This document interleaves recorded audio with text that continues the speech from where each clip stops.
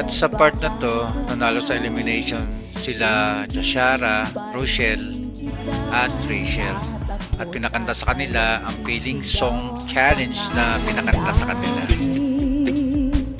Ikaw ay magaling sa'yo lang kahit di ka na sa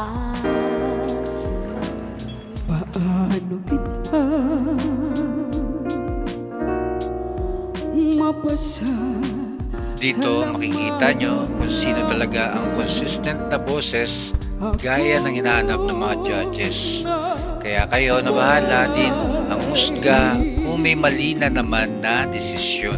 Sa dito sa aking puso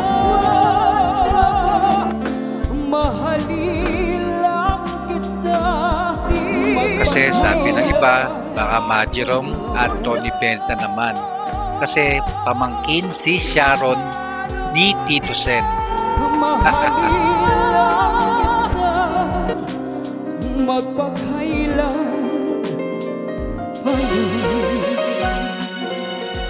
sa dinami-dami ng aking minahal, sino-sino ang umibig sa akin. Pero wala tayong magagawa at may mga judges na pipili kung sino talaga ang mananalo at desisyon nila yan.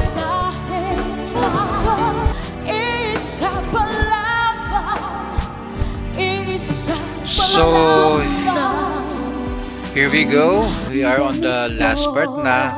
So, kayo na bahala at malaki na kayo kung anong masasabi nyo at paki-comment naman dyan sa baba. Jashara Ungi, OPM Female Clones first runner-up. Ka-voice ni Dulce. Rochelle, our OPM Female Clone Grand Winner. The Grand Finals is Rachel Clemente.